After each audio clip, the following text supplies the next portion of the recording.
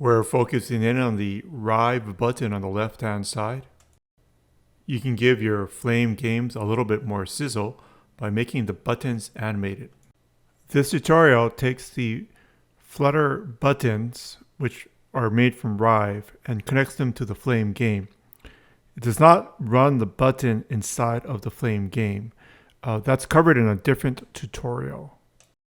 We can also put the Rive components inside of Flame as a position component, but this tutorial just covers creating a Rive button in the Flutter stateful widget and connecting that stateful widget to the Flame game. So I'm going to import the Rive Flame package, but we're not going to actually use the Rive Flame package in this video.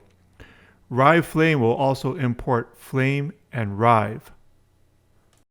And we'll use Flame Rive in the future. So we're just using Flame and Rive packages, not Flame _Rive.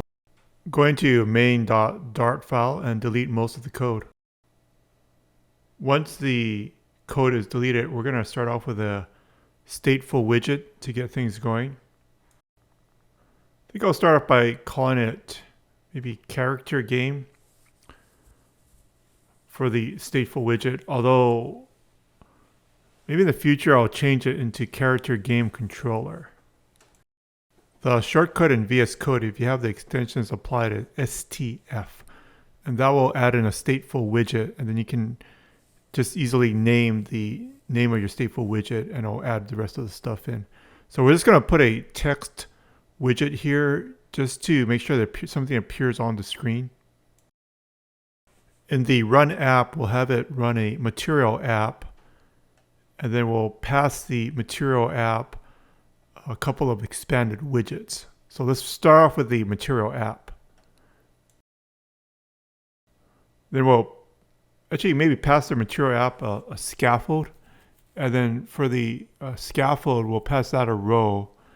And within the row, we'll have the Trojan be a couple of expanded widgets so that we can have maybe the controllers on the left-hand side just for this tutorial. Usually you probably want it on the bottom, I think, of the game. And then, but for this tutorial, it's so that we can make the button bigger so you can see it. We'll put it on the left, and then on the right-hand side, we'll put the actual game widget screen. Usually, we use a Flutter stack to stack the Flutter widgets on top of the game screen. But this one, we're breaking it up. I think this is just, maybe to show you that, well, you might want to make your Flutter portion of it separated from the Flame game screen. We just put some text here so that we can see the layout a little bit easier. And we'll set up the flex for the expanded widgets. I'm going to break out the controls portion, this what I'm calling character game now. I think I will change the name of this in the future. But I'm going to break it out as a separate file. I think it's probably a better way to organize it, right? So you probably want to have maybe subfolders in the future for your controllers, but let's just call it character game right now. And then we'll cut out this class, which is just a stateful widget, and we'll drop it into a separate file so that our main.dart with both the Flame game and the controllers, which will be in Flutter or Flutter Rive, will be easier to see. So let's go ahead and do that. And we need to import some Flutter widgets, but I think it's going to import Flutter, the material.dart, because I want to use one of the Flutter material icons for the initial base button. So we'll import material.dart. And then, now I think I'll change the name to make it more obvious that this character game is not the Flame game, but it's the character game controller portion. So I'll change it from character game to character game controls.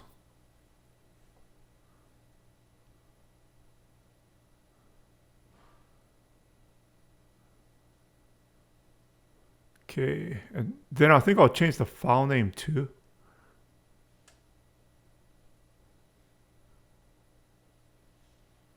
Should probably call it something like button controller, maybe from the beginning. But I think with character game controls, it's pretty easy to understand at this point. So we'll just change the name in main.dart as well.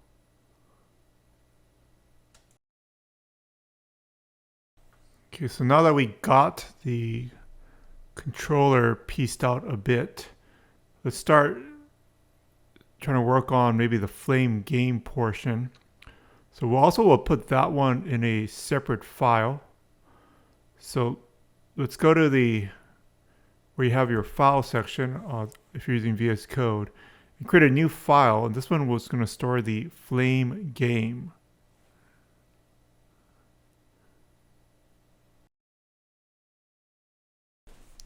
For clarity, I think I'll just call it main game. And that way we know that it's the main game widget. So it'll just be main game extends flame game. Then we have to import the flame game.dart package.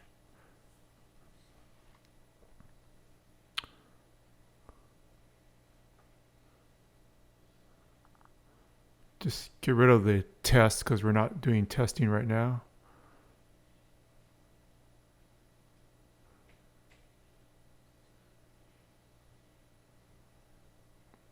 So for the second expanded widget in the row, this will now be the game screen portion, right? So on the left will be the controls, and the right will be the game character portion. So in order to actually access the main game from Flutter, we first have to pass the Flutter child of the expanded widget something called game widget, which is from Flame. And the game widget will take a parameter of the instantiated Flame game. So we first need to import back into main.dart the Flame game package. And then from that, we can get the game widget.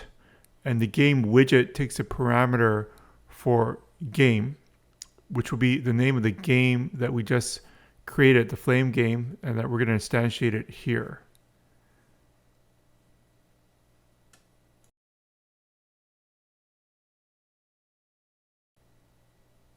Actually, you want to instantiate above the run app function because I want to pass the instantiated game over to the character game controls as well too. So under the main method, we'll just create a variable for game, which will be the instantiated main game, which is the flame game. And we're going to pass that to the game widget. And we'll also modify the constructor for the character game controls and require it to accept a game parameter. So that will be the connection point between the Flutter widgets and the game widget from the Flame game system. It's not a scalable way to store your state, but because the game is very simple for the demo, and we're just focused on connecting a few buttons over to your Flame game, this will work. So now we'll pass the character game controls the entire instantiated game.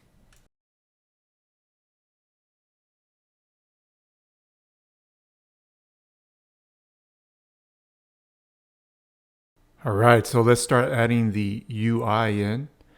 We're going to start off with the icon button and we'll drop it in the center. So we're working with the left-hand panel right now.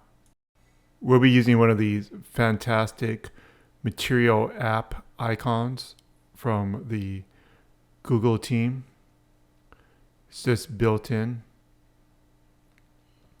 We'll make the icon pretty big for this demonstration so that it's easier to see the animation. On your mobile app, these icons would actually be pretty small. 300 would be a humongous button.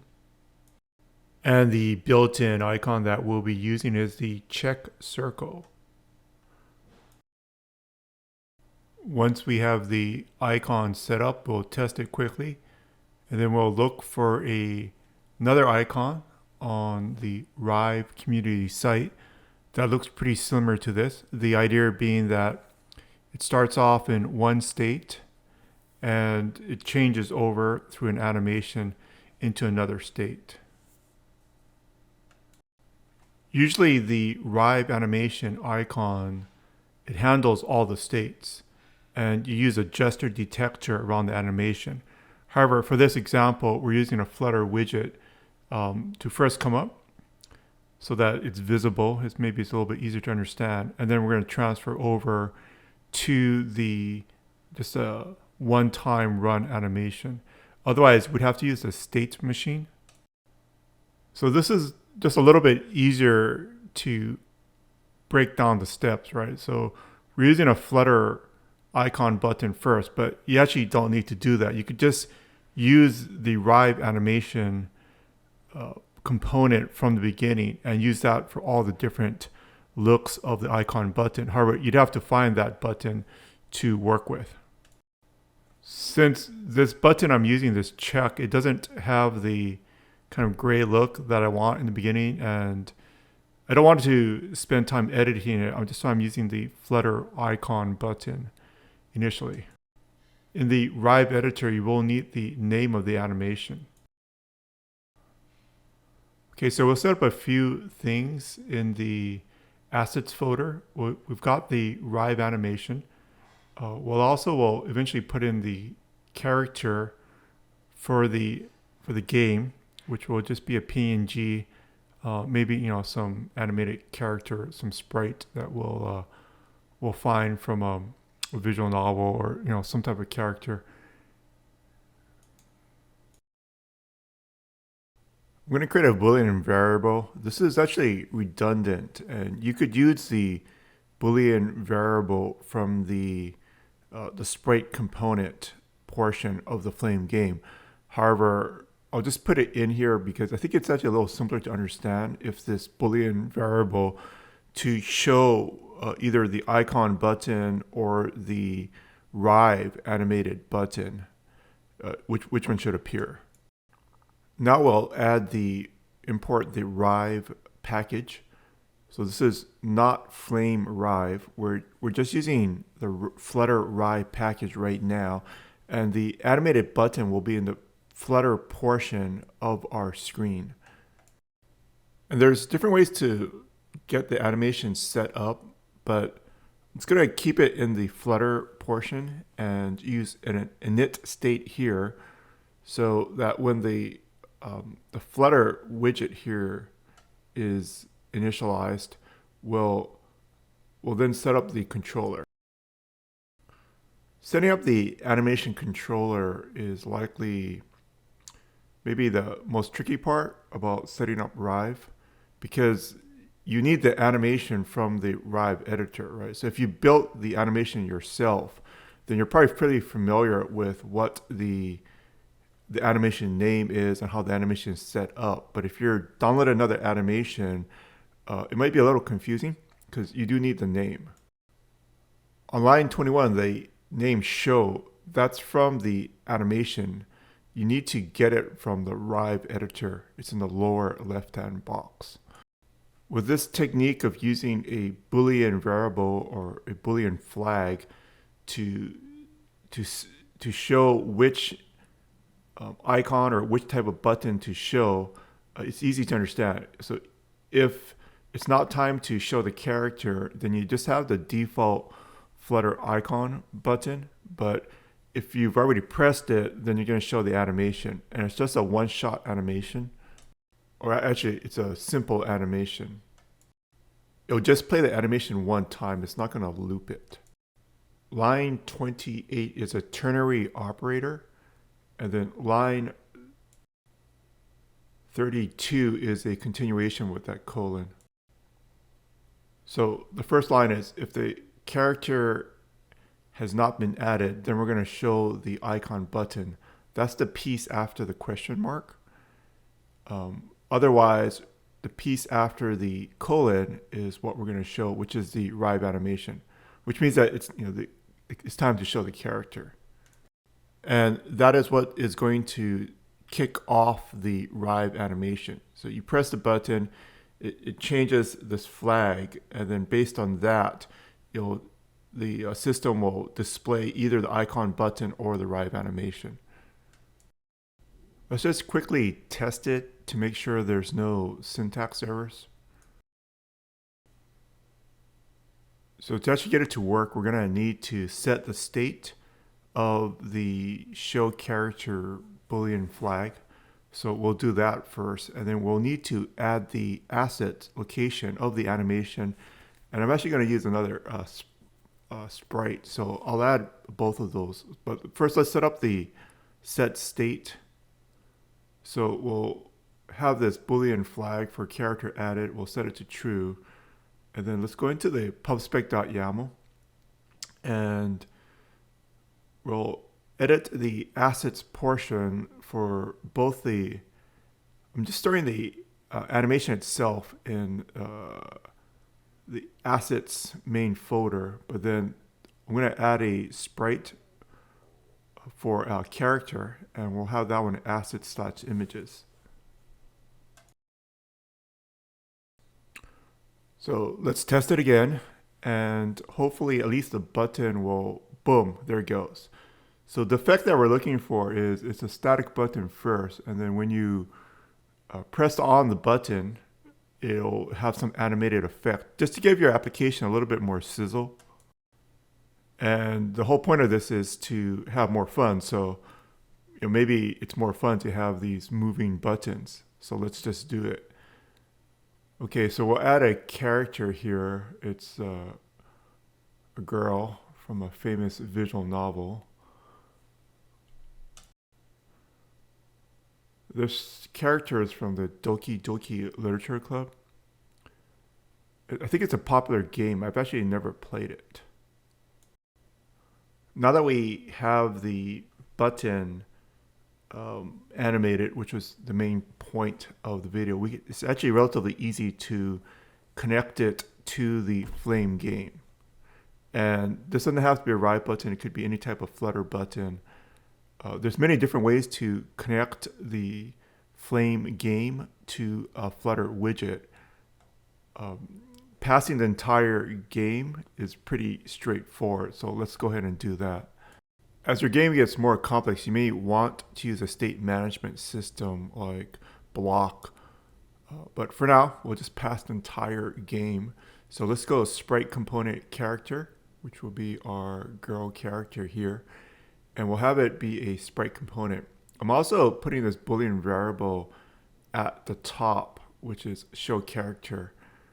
It's kind of redundant to the Boolean variable in Flutter, but I just wanted to keep it separated. You could just have one and use it. But this show character Boolean variable will be accessible to the Flutter widget, right? So it'll be accessible to the Rive button as well, because we're going to instantiate this thing and pass the entire game over to the Flutter widget.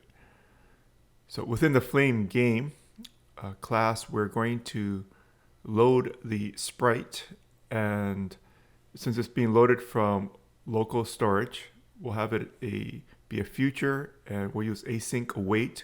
We'll wait for the sprite to load, and then we'll set up some other parameters such as the size of the character on the screen. We'll set the initial position, her upper left-hand corner, which will be on the Flame game widget portion. If you remember, it's in an expanded widget. So it's going to be the upper left of the screen, but because she's in a 1:1 aspect ratio sprite, her head is not going to be all the way to the left of the game widget. And we'll set the size of her to 300 by 300 pixels. So it's pretty large, just so that we can see it more easily for this demonstration. And for simplicity, we'll just add her in the render method if the show character flag is set to true. So by default, we'll have it set to false. So when the game first starts, your character won't be on the screen. But in this example, you press a button and then the character will appear. In this example, there's no way to get her off the screen. This is just an example of using a Rive animated button with the Flutter Flame game system. Okay, so if it's a show character, if it's true, we'll just add the character. Okay, so everything is still working, but we need to set, when you press on that button, we're going to now need to set that show character Boolean variable, which is in the Flame game. Okay, so how do we do this? So if you recall, we're passing the entire game widget over to our controller here. And so we have the game in this controller. So we can access it by widget.game, and that game is the Flame game. And then that show character is a Boolean variable that was set up in the Flame game. So now let's test that out again. Okay, appears to be working. And because it's a game, let's just make the character move so that I guess that, it's the whole purpose of the game. Otherwise, she's just standing there. You might also just use a Flutter without Flame. So we'll have her move across the screen in an update method. So within the Flame game, we'll use the update method from the Flame game. We'll just run super.update to make sure that all the stuff from the parent update has run. And then now we're set up to move the character itself. So the character has an X coordinate, that's her horizontal position. And we're going to add 30 times dt. So you could just do plus equals 1 or plus equals 2 here without multiplying times the dt if you wanted to. The dt just syncs it up and makes it run consistently across different devices. Beautiful. Okay, so now she's running. We got it. All right, there's so many other things you can do with animations and to unleash your creativity. So hope you're having a great time and go forward and create something awesome. Have a great day.